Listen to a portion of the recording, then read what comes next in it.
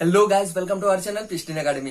तो पिछले वीडियो में मैं बात कर रहा था प्रोकैरियोटिक सेल और यूकैरियोटिक सेल के डिफरेंस के बारे में डिटेल बात कर रहा था। वहां पे 5 पॉइंट मैंने बताए थे। वहां पे अगर किसी को जानना है उस 5 पॉइंट के बारे में और उसके डिफरेंस के बारे में प्रोकैरियोटिक सेल और यूकैरियोटिक सेल का, तो पिछले वीडियो में जाके जरूर देख सकते हैं। तो आज मैं बात करूंगा एक खास पॉइंट को लेके, जो कि बेसिक बताऊंगा यूकैरियोटिक सेल के बारे में। तो चलिए शुरू करते हैं यूकैरियोटिक सेल के बेसिक को लेके।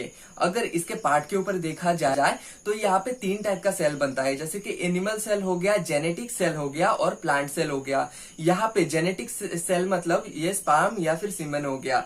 तो यहाँ पे 3 टाइप का सेल होता है, जैसे कि एनिमल सेल, जेनेटिक सेल और प्लांट सेल। तो 3 टाइप का सेल यहाँ पे यूकैरियोटिक सेल पे गिना जाता है। तो यहाँ पे अगर इसके बेसिक के बारे में देखा जाए तो यूकैरियोटिक सेल किसको कहा जाता है?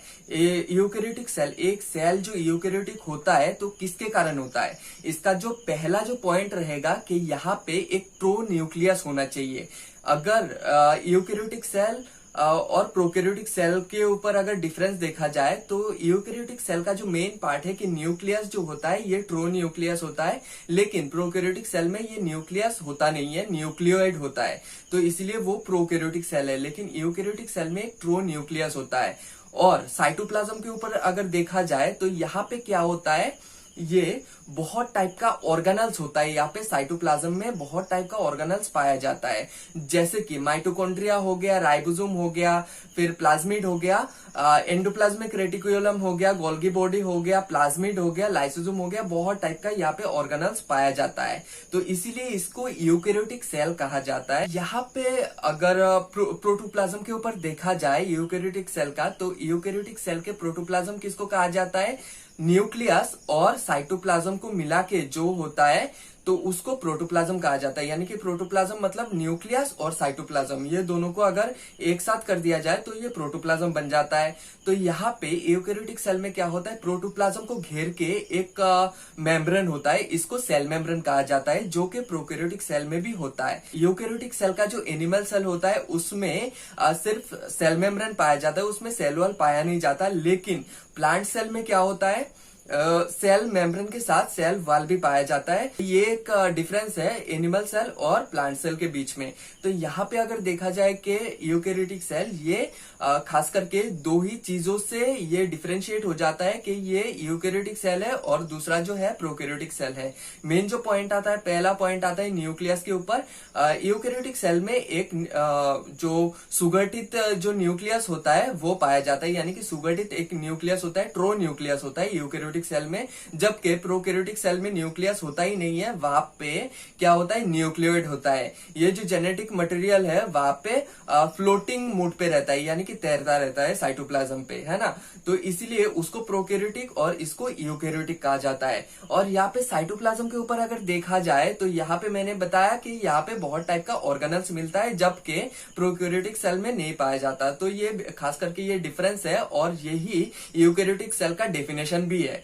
तो आज अगर पहला ऑर्गेनल्स के बारे में अगर देखा जाए तो यहाँ पे माइटोकॉन्ड्रिया मिलता है। माइटोकॉन्ड्रिया को पावर हाउस भी कहा जा सकता है, क्योंकि यहाँ पे एटीपी प्रोडक्शन होता है। एटीपी मतलब एडिनोसिन ट्राइफॉस्फेट। तो एडिनोसिन ट्राइफॉस्फेट हर एक सेल के लिए, ह्यूमन सेल हो जाए, एनिमल सेल हो जाए, किसी और एनिमल सेल हो जाए और प्लांट सेल हो जाए, एटीपी बहुत ही खास जरूरत है इसका एनर्जी के लिए हम लोगों का, है ना। यानी कि यूकैरियोटिक सेल में जो एनर्जी प्रोड्यूस होता है वो एटीपी के कारण ही होता है, जो कि माइटोकॉन्ड्रिया में पैदा होता है और स्टोर होता है। तो इसीलिए माइटोकॉन्ड्रिया का खास जरूरत है यहाँ पे यूकैरियोटिक सेल में। फिर दूसरा जो ऑर्गेनल्स आता है यहाँ पे राइबोसोम आता है, जो कि एटीएस वाला राइबोसोम होता है। यानी कि एटीएस जो होता है इसका 2 टाइप होता है, सब टाइप होता है, जिसको कहा जाता है 40S और 60S। यानी कि S मतलब यहाँ पे सफेद भार्ग यूनिट होता है। तो यहाँ पे 40S और 60S मिला के यहाँ पे एटीएस वाला राइबोसोम पैदा होता है, बनता है, यूकैरियोटिक सेल में पाया जाता है। इसको कहा जाता है प्रोटीन फैक्ट्री। तो प्रोटीन फैक्ट्री क्यों कहा जाता है इसको? क्योंकि ये प्रोटीन को स्टोर करता है और फिर प्रोटीन से क्या करता है, एमाइनो एसिड को पैदा करता है, यानी कि एमाइनो एसिड बनाता है प्रोटीन से। यानी कि ह्यूमन बॉडी में लगभग 20 से 21 टाइप का एमाइनो एसिड होना चाहिए। और हम लोग जानते हैं एक बेसिक सा चीज है, हम लोग जो भी चीज खाते हैं यानी कि जो भी प्रोटीन हम लोग लेते हैं क्या होता है अंदर जाके वो टूट जाता है, और टूटने के बाद क्या होता है वहां पे 20 और 21 टाइप का जो एमाइनो एसिड होता है वो बनता है, तो वो जाके शरीर पे एब्जॉर्ब होता है। तो वही अलग अलग एनिमल्स पे अलग अलग टाइप का जो होता है एमाइनो एसिड पाया जाता है, और खास करके ये काम करता है राइबोसोम द्वारा ही। राइबोसोम क्या करता है प्रोटीन को किसी एक खास पार्टिकुलर एमाइनो एसिड में बदल देता है, जो कि हम लोगों के शरीर इसको एब्जॉर्ब करता है, या फिर किसी दूसरे एनिमल का शरीर जो है इसको एब्जॉर्ब करता है एमाइनो एसिड को, और फिर बॉडी बिल्ड होता है।